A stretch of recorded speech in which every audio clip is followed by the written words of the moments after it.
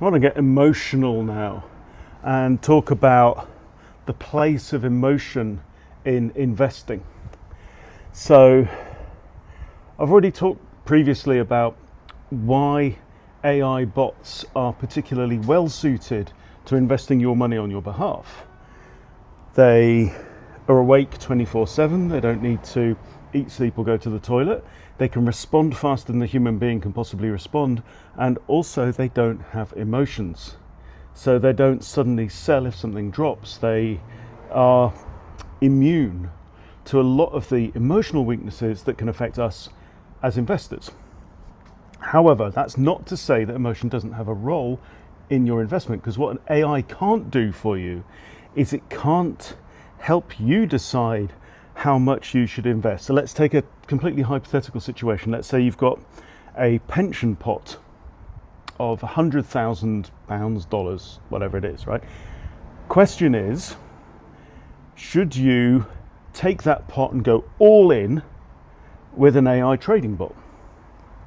Now, what we have to say is, and by the way, I have to preface all of this, this is not financial advice, this is just one guy sharing my ideas and sharing what I'm doing and how I'm thinking about it, okay?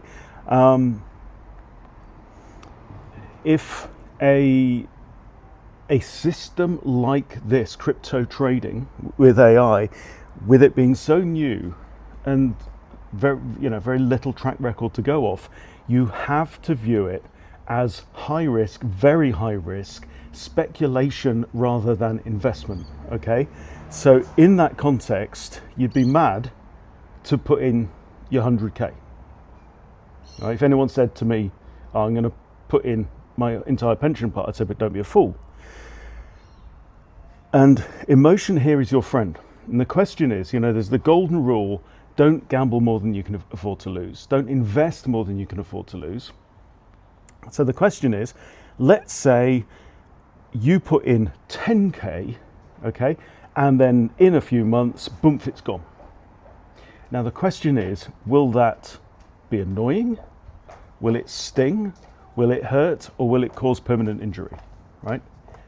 And I know this from not my own experience, but a family member that I mentioned before, who thought they were onto something that was a surefire winner, went all in with their entire pension pot, lost a lot, and it cost them their confidence, their self-respect, and their marriage. Okay, so there are very, very real ramifications of breaking the golden rule. So would 10K, if suddenly your pot had gone down from 100 to 90, would that be permanent injury, or would it just be, all right? Well, what about 5K? What about 50? That's the question. And the thing is that there's no scale by which you can measure that. Only you know the answer to that one. So very easy to get excited. My investment of 102 USDT made 42 cents today. We're a few days off 1 month, and it's looking at breaking through 10% growth in the first month, okay? But this is all on paper. I'm not gambling more than I can afford to lose. I'm excited for it, but as an experiment, not as something that I'm banking on, right? So you can take it a step further, like with my video the other day, showing that at current performance, and there's no guarantee that past performance is, going to indicate future performance, and all that good stuff.